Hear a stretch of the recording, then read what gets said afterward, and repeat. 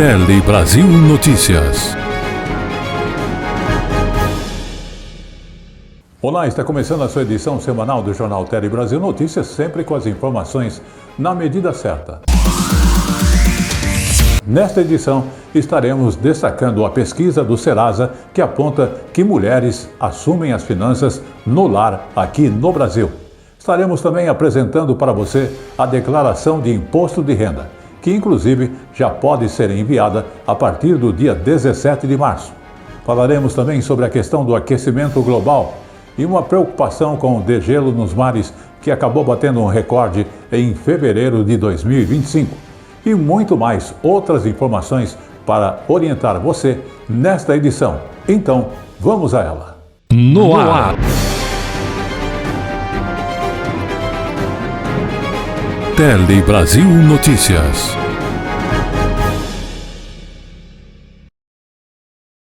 E começamos essa edição falando das mulheres que, de acordo com a pesquisa Serasa, elas assumem as finanças do lar. É uma realidade aqui no Brasil, porque essa pesquisa está mostrando a necessidade de se avançar na direção da equidade do gênero. E olha, quanto menor a renda familiar, mais mulheres têm assumido sozinha a responsabilidade na parte financeira do lar. Vamos observar. De acordo com o estudo, 9 em cada 10 mulheres contribuem financeiramente para o sustento do lar. Em 33% das famílias, elas são as únicas responsáveis pela geração de renda. A situação é mais desafiadora nas classes mais baixas. Em 43% dos lares das classes D e E, as mulheres são as únicas responsáveis financeiras, segundo o levantamento. Uma grande diferença em relação às classes A e B, quando a responsabilidade feminina pelo sustento das famílias cai para 18%.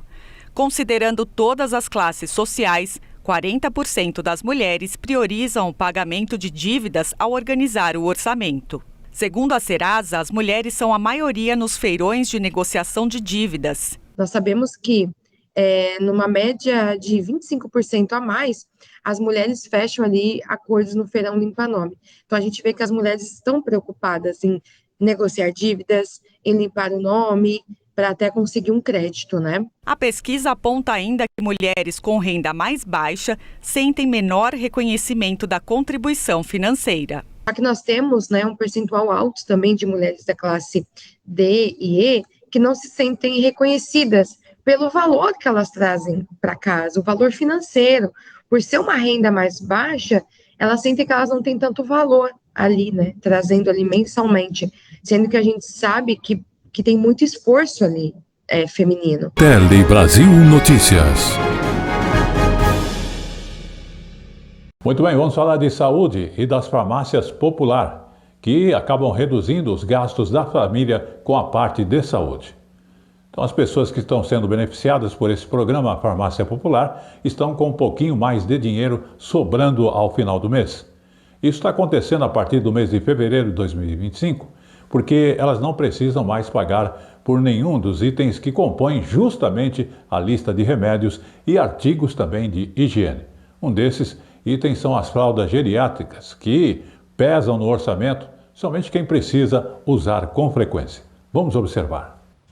Roseli é mãe da Rebeca, uma estudante com 33 anos que, por questões de saúde, faz uso de fraldas desde pequena. A família comemora porque as fraldas que antes precisavam ser compradas, agora podem ser acessadas pelo programa Farmácia Popular. Fralda não é barato, né? Ainda mais essa numeração G e essa fralda de adulto, ela é bem mais cara. O acesso gratuito a fraldas geriátricas para pessoas com 60 anos ou mais, acamados e cadeirantes, é uma das recentes ampliações do programa, que oferece medicamentos e artigos de higiene para milhões de famílias. Os remédios cobrem o tratamento de doenças como asma, diabetes, hipertensão, osteoporose, Parkinson e glaucoma. Agora, o acesso às fraldas geriátricas pode trazer a essas famílias uma economia de cerca de de R$ 300 por mês. Neste ano, o programa aumentou para 41 itens a lista de fármacos e artigos de saúde que podem ser obtidos gratuitamente. Antes, os beneficiários pagavam uma coparticipação. Para ter acesso ao programa, basta ir a uma das farmácias credenciadas com documento oficial com foto e CPF, além da receita médica dentro do prazo de validade. Para a fralda, ele precisa apenas de um laudo médico e o documento. Geralmente esses pacientes são acamados, né? Ou são dependentes ainda do genitor, então eles precisam também do documento de procuração. Segundo o Ministério da Saúde, o programa no ano passado chegou ao recorde em número de beneficiados, 24 milhões de pessoas em todo o país. Estava presente em 4.812 municípios, ou seja, em 86% das cidades brasileiras, numa rede de 31 mil farmácias credenciadas. Tivemos um crescimento de 15% de beneficiários de final de 2022 para cá, nos 2 anos, 2023 e 2024. Então, é um programa que mostra uma grande vitalidade, uma grande necessidade, e eu acredito que ele é comemorado pela população. Em retorno para o governo, uma pesquisa do IPEA, o Instituto de Pesquisa Econômica Aplicada, revelou que o programa Farmácia Popular evitou entre 2004 e 2016, em média, 150 mil internações por doenças crônicas. Em 2016, mais de 19 mil óbitos foram evitados, economizou 233 milhões de reais com hospitalizações. Reduz sofrimento, reduz o gasto familiar e reduz gasto público. Elas não vão frequentar como frequentam, se não for controlado, serviços de urgência e emergência hospitalares são extremamente caros. Tele Brasil Notícias. Vamos falar ainda de saúde e da questão da dengue, que registrou queda de 70% nos primeiros meses de 2025.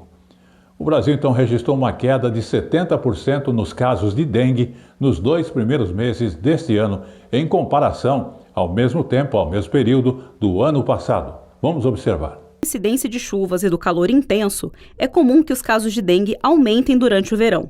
Mas em janeiro e fevereiro deste ano, as ações de combate ao mosquito Aedes aegypti foram tão eficazes que os casos prováveis da doença caíram 69,25% em comparação ao mesmo período de 2024. De acordo com o Ministério da Saúde, nos 2 primeiros meses de 2025 foram registrados 493 mil casos prováveis da doença.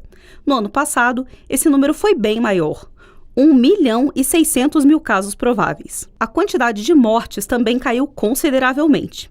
217 pessoas morreram em janeiro e fevereiro por causa da dengue, e outros 477 óbitos estão em investigação. Isso representa uma queda de 84% em relação ao mesmo período de 2024, quando a doença tirou a vida de 1.356 pessoas. O Ministério da Saúde considera que os números positivos são resultado das ações de mobilização nacional promovidas pela pasta em parceria com estados e municípios, como o Dia D de combate ao mosquito. No entanto, fica o alerta de que é necessário manter o ano todo as medidas de prevenção à doença, como evitar o acúmulo de água parada, limpar bem as calhas de casa e se vacinar contra a dengue. A vacina está disponível na rede pública para crianças e adolescentes de 10 a 14 anos. Tele Brasil Notícias. Vamos falar agora do presidente da COP30, que fez um apelo global contra as mudanças climáticas. Inclusive, é interessante que o Brasil fez esse apelo para países e as empresas e também comunidades começarem um mutirão contra a mudança no clima. A convocação foi feita em uma carta assinada pelo presidente da COP30, o embaixador André Correia de Lago. Vamos observar. A carta destaca a necessidade de cooperação para uma nova década de ação global de combate à crise climática. A ideia é manter a meta de limitar o aumento da temperatura global a 1,5 graus Celsius. No documento, o presidente da COP30, o embaixador André Corrêa do Lago, diz que a conferência em Belém, marcada para novembro, é o momento da virada no combate às mudanças climáticas. A carta foi distribuída aos 197 países signatários da Convenção das Nações Unidas sobre a Mudança do Clima. Em entrevista para apresentar o documento, o embaixador destacou 3 pontos. Um deles é a importância do multilateralismo, ou seja, a atuação conjunta dos países para superar a crise. Apesar de o governo norte-americano ter saído do Acordo de Paris, Corrêa do Lago enfatizou que entes subnacionais e empresas multinacionais mantêm o compromisso com a proteção ao meio ambiente. O embaixador também destacou que é preciso conectar a sociedade civil ao tema para que haja engajamento de todos. A Conferência do Clima terá como foco ampliar o financiamento climático para países em desenvolvimento. A meta é atingir 1 trilhão e 300 bilhões de dólares por ano até 2035. Tele Brasil Notícias.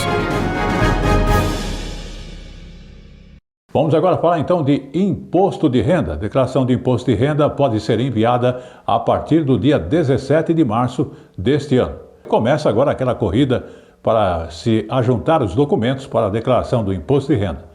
A data do envio começa no dia 17 agora de março. Porém, confira outras informações e dicas nesta reportagem para que você não cometa erros e não tenha problemas com a Receita Federal. Vamos observar. Josué é daquelas pessoas precavidas. Durante todo o ano, ele organiza a documentação necessária para prestar contas com a Receita Federal. Com a tecnologia, o processo ficou mais simples. Antigamente, a gente tinha que cuidar muito de papel. Hoje não. Se você faz suas operações de forma organizada, com os aplicativos bancários e com as notas fiscais eletrônicas, isso facilita a gente organizar essas informações. O período de entrega da declaração do imposto de renda começa dia 17 de março e finaliza no dia 31 de maio. Devem declarar pessoas que receberam rendimentos tributáveis superior a R$ 30.639.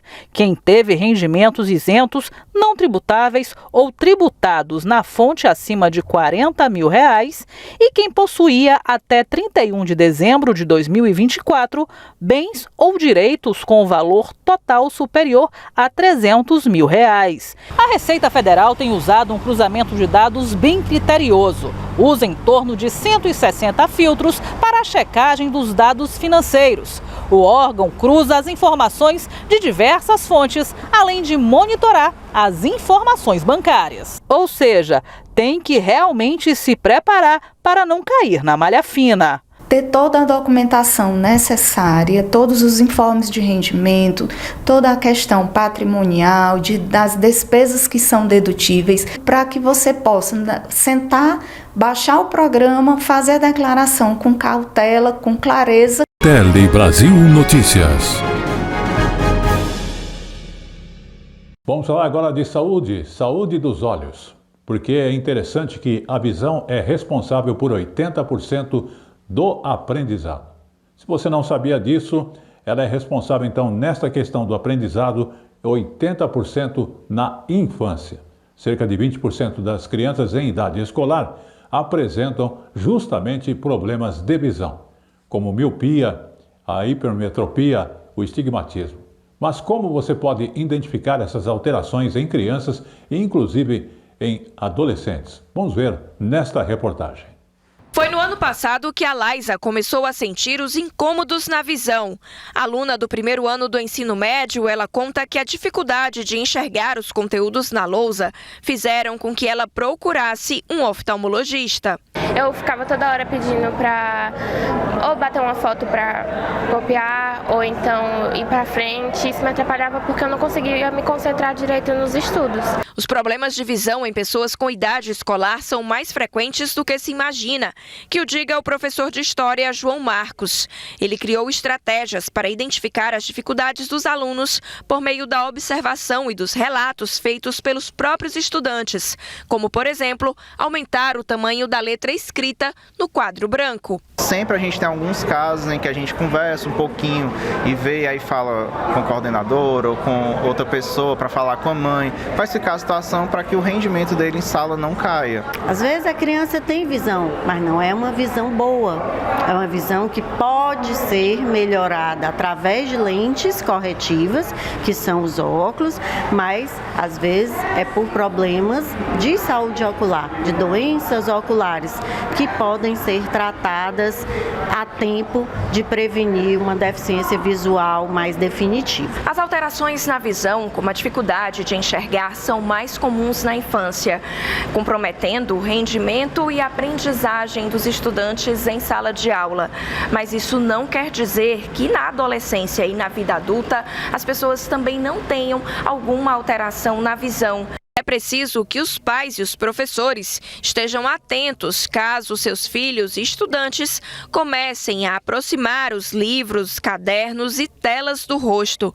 Se tiverem dificuldade para enxergar o quadro ou ainda copiar os conteúdos corretamente, quando apresentarem queixas de dor de cabeça ou cansaço ocular, se apresentarem também sensibilidade à luz, esforço visual para a leitura e piscar excessivamente ou esfregar os olhos com frequência. Ao observar esses sinais, é importante marcar uma consulta com o oftalmologista. Uma grande fonte de conhecimentos, ela acontece através do sentido da visão. Então, ela é fundamental, principalmente nesses primeiros anos de vida e depois ao longo da vida escolar. Tele Brasil Notícias. E chegou agora no Tele Brasil Notícias o nosso Momento Jurídico. O Momento Jurídico fala das agências de turismo que respondem por falha de informação que fez turistas, inclusive, perderem viagem de navio. Então é interessante que é uma decisão que, mesmo que seu papel na cadeia de fornecimento de limite às vendas de passagem, a agência de turismo não está isenta do dever de informar adequadamente os consumidores sobre como utilizar os serviços que elas estão ofertando. A agência de turismo responde por falha de informação que fez turistas perderem uma viagem de navio. A decisão foi da terceira turma do Superior Tribunal de Justiça. Passagens, hospedagem, transporte ou pacotes completos. Nas agências de turismo, os agentes têm dicas valiosas para contribuir para que a viagem aconteça sem dor de cabeça. Franciele, que trabalha no ramo há 15 anos, explica que hoje os consumidores têm a opção de comprar em agências online. Mas é importante ficar atento, porque o suporte não é o mesmo. A maior reclamação que a gente tem dos clientes que vieram de agências online é exatamente nesses momentos, né? Tive um problema, estava no sufoco e não tive para quem ligar. Liguei e não me atendeu. A gente faz sempre um checklist, né? Antes do embarque, reconfirma reservas, ajuda a fazer o check-in para aqueles clientes que têm mais dificuldade com a tecnologia, faz a marcação de assentos. São muitas informações, então a gente tenta facilitar ao máximo a orientação para o nosso cliente. Em um caso que chegou aos tribunais, uma família comprou, por meio de uma agência de turismo online, passagens para um cruzeiro marítimo. No dia da viagem, eles se dirigiram ao porto. No entanto, foram impedidos de entrar no navio por terem chegado depois do encerramento do embarque. A família ajuizou ação indenizatória por danos morais e materiais contra a agência de turismo Decolar e a empresa do cruzeiro Pumantur, relatando que foi informada somente sobre o horário de partida do navio e não que o embarque ocorreria com 2 horas de antecedência. O Tribunal de Justiça do Paraná condenou solidariamente as duas empresas. No recurso especial ao STJ, a Decolar sustentou que a solidariedade prevista no Código de Defesa do Consumidor não se aplicaria a ela, por ser apenas vendedora das passagens. A relatora, ministra Nancy Andrighi, afirmou que o dever de informar era inerente à agência e que houve relação direta de causa e efeito entre o dano sofrido pelos consumidores e o defeito no serviço causado pela falta de informação. Desta forma, para os ministros da terceira turma, ainda que o papel das agências de turismo se limite à venda de passagens, elas não estão isentas do dever de informar adequadamente aos consumidores sobre como utilizar os serviços que elas ofertam. Tele Brasil Notícias. Vamos falar agora do Pix, porque o Banco Central mandou excluir CPFs e CNPJs que estão em situação irregular. Então, se você tem aí seu CPF ou CNPJ irregular, preste bem atenção. Milhões de chaves de Pix de pessoas ou empresas que estão em situação irregular na Receita Federal serão excluídas. A determinação, inclusive, é do Banco Central e o objetivo é combater fraudes. Vamos observar. O Banco Central determinou que chaves Pix de pessoas e de empresas em situação irregular na Receita Federal sejam excluídas. As chaves do tipo e-mail não poderão mais mudar de dono.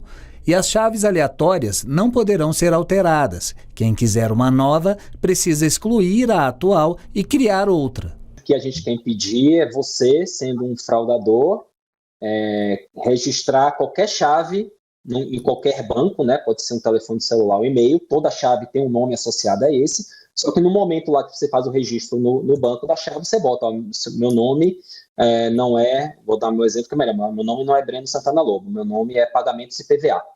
E aí vai estar lá o meu CPF, mas não vai estar o meu nome. Eu estou usando o meu telefone celular como chave. Então, por causa, porque é uma fragilidade do meu banco, que aceitou eu registrar uma chave com nome diferente do meu cadastro na Receita Federal, eu estou conseguindo registrar uma chave associada ao nome Pagamentos IPVA. Então, essa é a fraude esse é o golpe que a gente está querendo combater com essas medidas. De acordo com o Banco Central, cerca de 8 milhões de chaves Pix estão com CPF irregular na base de dados da Receita e podem ser suspensas. A norma prevê 4 situações em que a chave Pix do CPF ou CNPJ não poderá ser usada: suspensão por problema cadastral, cancelamento por duplicidade ou decisão judicial, documento considerado nulo nos casos de fraude ou de baixa no documento e por falecimento. Já que estamos fazendo esse trabalho, vamos olhar as situações na Receita Federal que estão com problemas cadastrais. E dado que já está com problema cadastral lá, quer dizer que quem está usando esse CPF ou CNPJ como chave Pix já está fazendo isso para tentar fazer uma fraude ou um golpe majoritariamente. Então vamos logo fazer também essa restrição para a gente ter mais certeza de que os nossos cadastros estão em conformidade com as bases da Receita. O Banco Central liberou ainda a realização de devolução de qualquer valor de Pix em dispositivos de acesso não cadastrados. A medida que restringiu transações Pix nesses dispositivos ao valor máximo de R$ 200 estava impedindo devoluções de boa-fé. Tele Brasil Notícias. Vamos falar agora da questão dos celulares e as crianças, porque foi lançado aí um guia que traz a opinião de crianças e também de adolescentes sobre o uso saudável do celular. Então, quantas crianças e adolescentes nós acabamos conhecendo que vivem grudados no celular, né? É uma realidade hoje. 93% da população de 9 a 17 anos é usuário da internet no país. São 25 milhões de pessoas. Agora, um novo guia traz justamente essas respostas para as dúvidas que acabam sendo mais comuns. Por exemplo, como garantir segurança e privacidade? A questão, qual é a melhor idade para ter um celular? Como combater o chamado cyberbullying? Vamos conferir também nesta reportagem. A Ádila e o Alexandre têm 3 filhos de 14, 9 e 6 anos. Em meio a tantos desafios, os jogos online estão entre os principais. Por isso, eles criaram uma regra: jogo pela internet só dentro de um grupo específico. Eles fecham um grupo para poder jogar juntos, então são crianças da mesma idade, são pessoas do mesmo convívio que nós conhecemos. Então isso nos dá uma certa segurança. Tem aplicativos que a gente pode controlar o tempo, o que eles estão assistindo, o que eles estão usando, o que eles estão baixando na internet de aplicativo. Para ajudar pais e educadores nessa tarefa, além de escolas, influenciadores e empresários, um novo guia foi lançado hoje pelo governo. O texto traz recomendações como não usar telas com crianças menores de 2 anos, a não ser para contato com familiares por videochamada. Quem tem menos de 12 anos não deve ter smartphone próprio. O acesso às redes sociais deve respeitar respeitar a classificação indicativa de cada uma, o uso de dispositivos, aplicativos e redes sociais durante a adolescência deve ter o acompanhamento de familiares ou educadores, deve ser estimulado o uso de dispositivos digitais por crianças ou adolescentes com deficiência, independentemente de faixa etária, para fins de acessibilidade. A publicação mostra ainda os impactos do uso de telas na segurança e na saúde física e mental de crianças e adolescentes, que inclusive ajudaram na elaboração do texto, juntamente com familiares e educadores de 43 municípios das 5 regiões do país.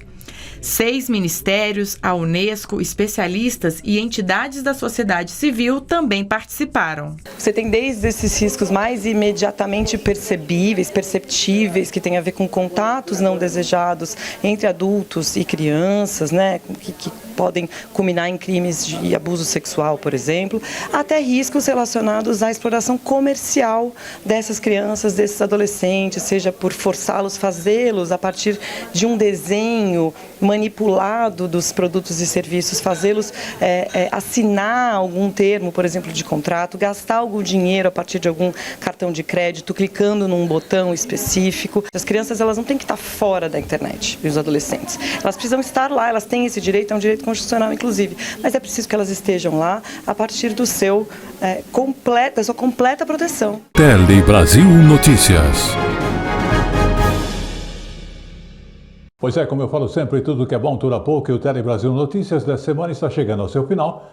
Mas antes, vamos falar aí do aquecimento global, porque realmente os degelos nos mares estão batendo recordes, justamente neste mês de fevereiro. A cobertura, então, global do gelo, que é o gelo marítimo, nos oceanos Ártico e Antártico, inclusive baixou a um nível nunca visto antes neste mês de fevereiro. É uma advertência bastante importante, que é dos cientistas do Observatório Copérnicos. Vamos observar. Isso mesmo, olha, o gelo marinho ártico ficou 8% abaixo da média para o mês de fevereiro. Isso chegou à menor extensão já registrada, isso justamente quando ele costuma atingir o seu máximo. O gelo marinho antártico ficou 26% abaixo da média para o mês de fevereiro, o quarto menor resultado. Os dados são do Serviço Copérnicos e que mostram também algumas informações sobre as chuvas. O tempo ficou mais seco na Europa, na maior parte da América do Norte, da América do Sul, da Austrália e também em algumas regiões da Ásia e da China. A temperatura média do ar na superfície ficou em 13,33 graus, o terceiro maior resultado para um mês de fevereiro. A temperatura média do mar na superfície ficou em 20,88 graus, que é o segundo maior resultado também para um mês de fevereiro. Essas altas temperaturas trazem consequências, como a gente pode notar, o derretimento do gelo marinho, e isso tem acontecido em ambos os polos, no Polo Sul e no Polo Norte. Tele Brasil Notícias. E esta foi a sua edição semanal do jornal Tele Brasil Notícias, que agradece a sua audiência e estará de volta na semana que vem. Mas eu quero agradecer também todo o trabalho de nossa equipe técnica e lembrar que você nos acompanha em outras edições através do Facebook ou então o YouTube Jornal Tele Brasil Notícias. Você que quer outras informações, temos também o Facebook A Hora da Notícia. E com esta última informação de orientação a você, vamos ficando por aqui com o jornal Tele Brasil Notícias. Até lá!